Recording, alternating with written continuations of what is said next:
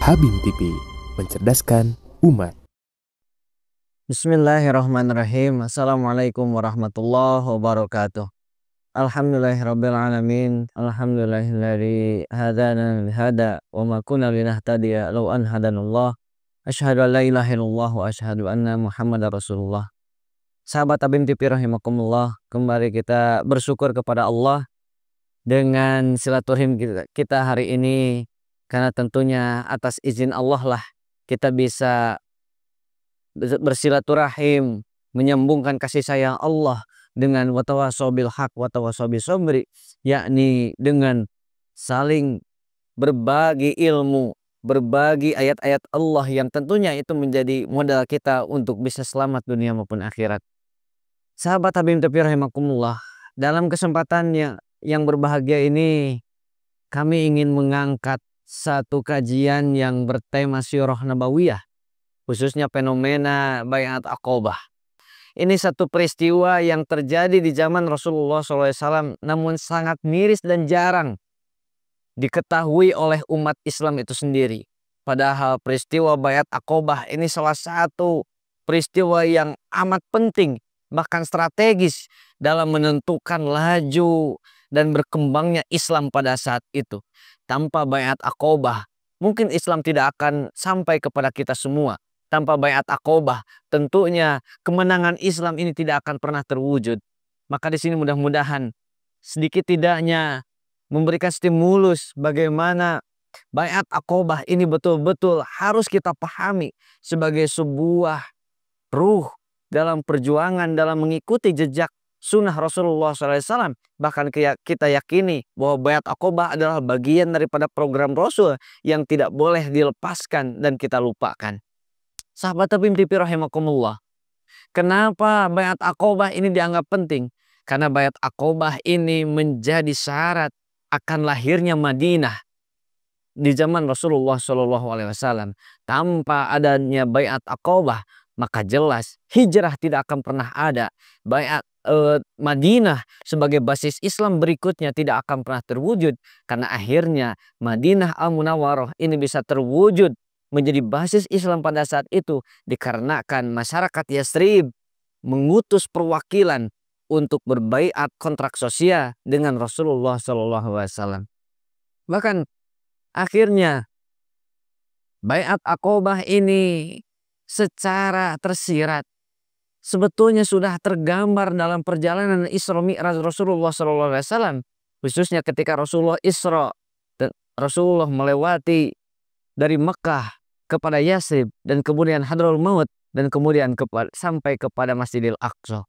Artinya perjalanan yang agung yang disebut Isra Mi'raj ini adalah satu skenario dari langsung dari Allah Subhanahu wa taala. Hantar sampai perjalanannya pun bisa jadi rutenya pun ini kita yakini mengandung hikmah yang luar biasa. Karena sebelum terjadinya Baiat Aqobah, Rasulullah SAW pernah bermimpi bahwa Islam akan lahir, akan tegak berbasis kepada tempat yang subur.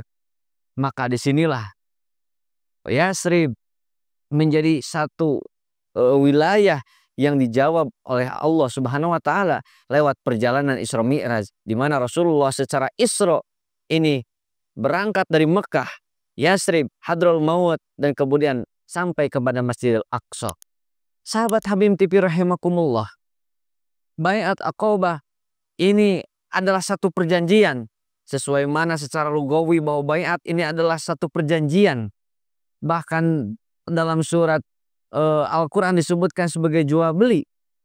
Maka peristiwa baiat ini, Baiat Aqobah adalah sebuah perjanjian yang terjadi di Bukit Aqobah. Yang menjadi uniknya, tempatnya perjanjian tersebut di Aqobah atau di Mekah pada saat itu, tapi perjanjian yang dilakukan antara Rasulullah dengan penduduk Yathrib itu sendiri.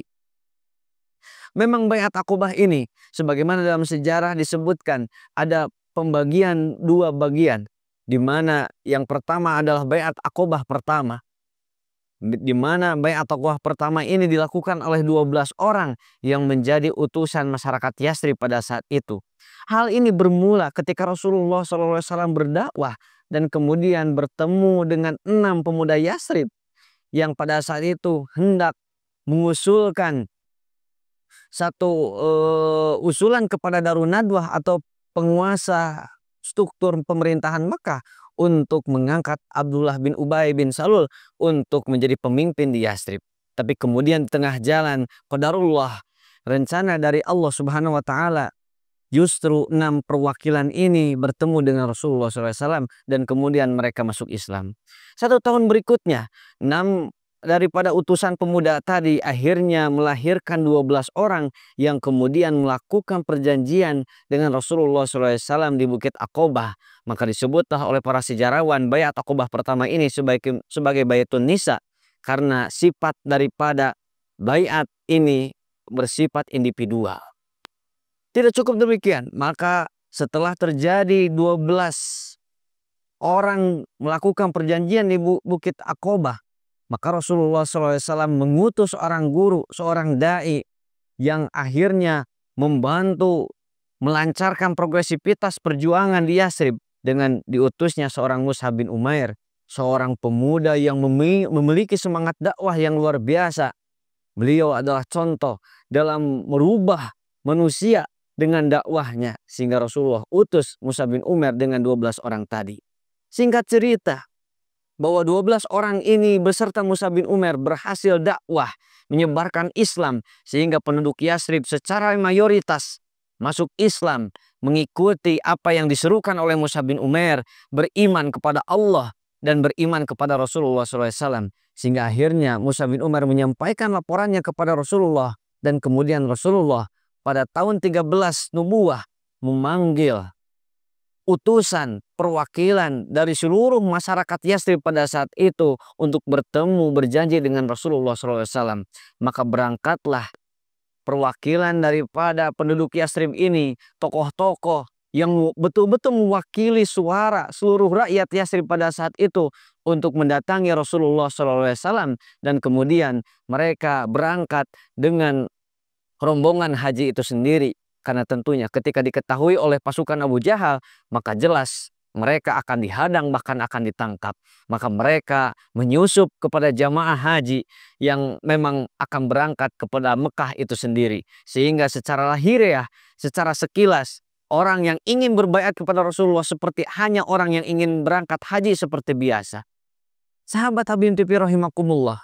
Kemudian setelah mereka sampai di Mekah, maka Rasulullah SAW berjanji untuk bertemu dengan perwakilan Yastrib tadi tengah malam di satu bukit yang hari ini disebut Bukit Aqobah.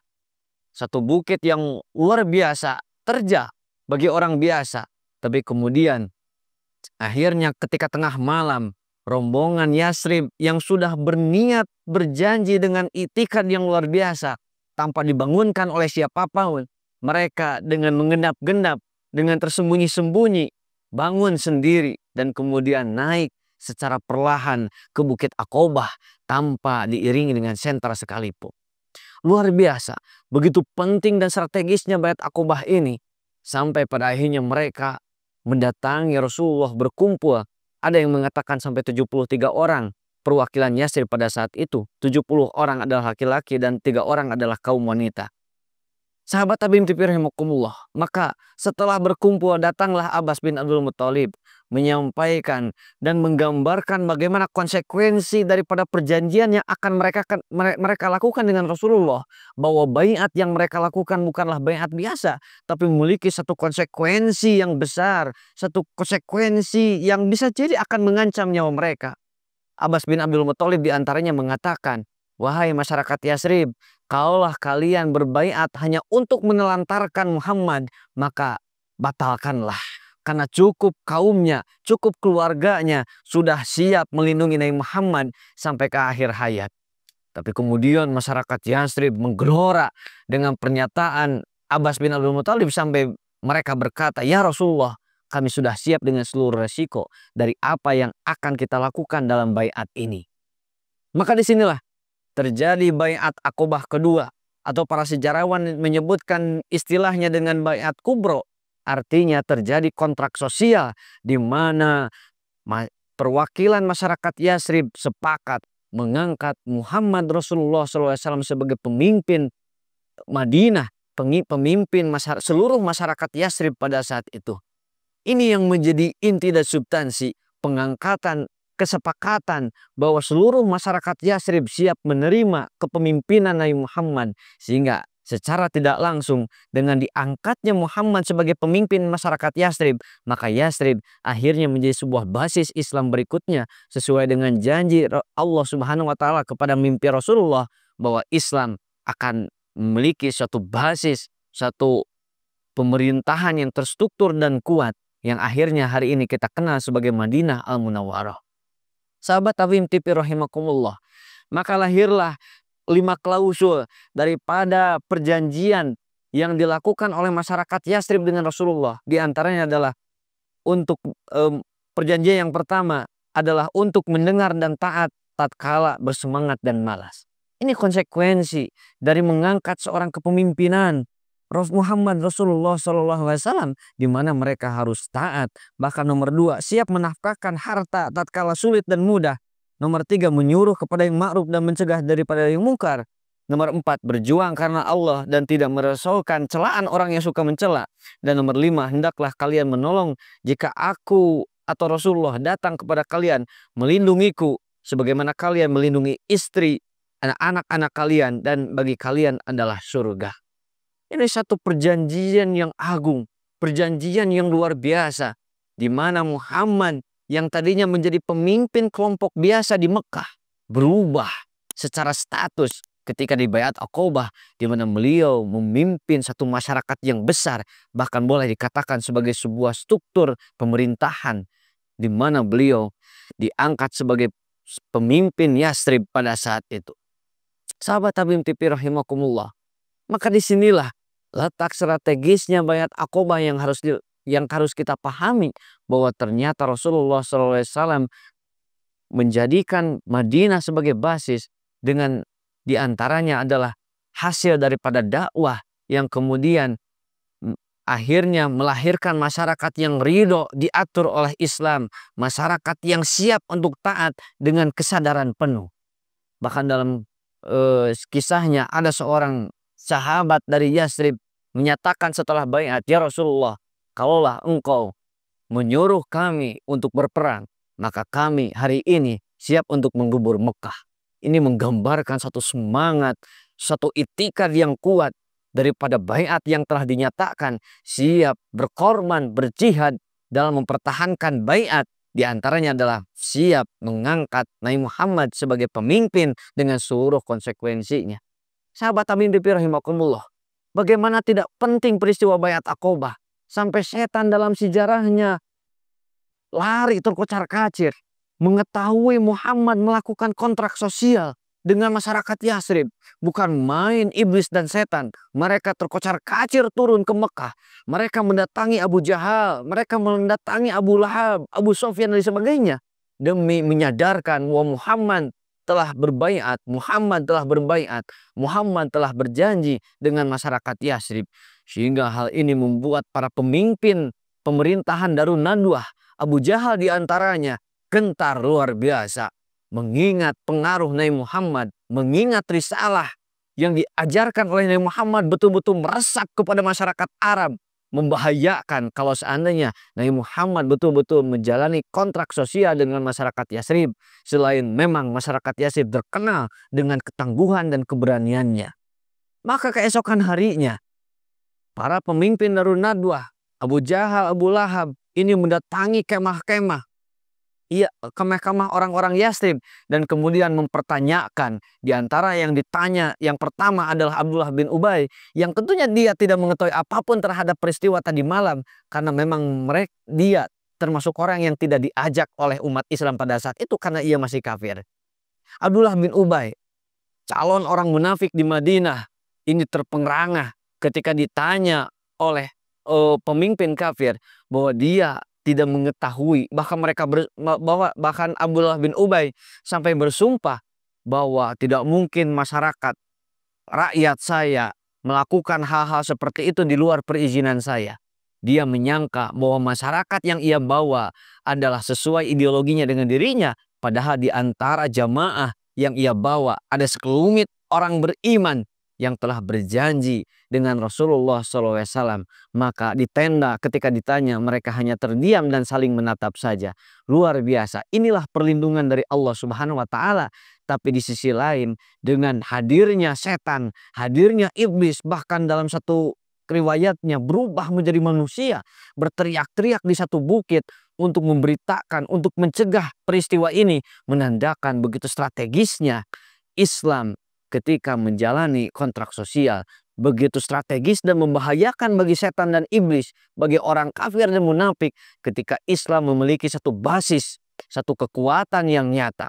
Maka disinilah mudah-mudahan dengan langkah yang nyata, fakta yang nyata yang terjadi di zaman Rasulullah SAW tentang peristiwa Baiat Aqobah, ini bisa menjadikan semangat kita untuk lebih kuat dalam memperjuangkan Islam ini, lebih kuat dalam mempertahankan ideologi kita, akidah kita, meskipun orang-orang kafir tidak menyukai, meskipun walau karihal kafirun, walau karihal munafikun, walau karihal fasikun, walau karihal zalimun, meskipun orang kafir, meskipun orang zalim, orang munafik, orang fasik tidak menyukainya, tapi dengan ridho Allah, maka kita semua mudah-mudahan bisa selamat, bisa kuat dalam menghadapi rintangan dan tantangan yang ada. Mudah-mudahan dengan peristiwa sekelumit Baiat Aqobah ini bisa sekali lagi menstimulus kita untuk lebih dekat dengan sejarah Nabi. Karena tanpa sejarah Nabi kita akan kehilangan arah dalam menjalankan Quran, akan kehilangan petunjuk bagaimana kita menjalankan ibadah ketundukan kepada Allah Subhanahu wa taala. Maka Nabi Muhammad hadir bagi orang yang yarjunallahu wal yaumil akhir, orang-orang yang mengharapkan rahmat, hidayah, keselamatan dunia akhirat. Maka Nabi Muhammad begitu diperlukan sebagai contoh tauladan. Baiat Aqobah ini adalah bagian daripada contoh perjuangan yang ditorehkan oleh Nabi kita. Maka mudah-mudahan kita bisa mengambil ibrah di dalamnya. Amin ya Allah ya rabbal alamin. Nastagfirullahi walakum. Assalamualaikum warahmatullahi wabarakatuh.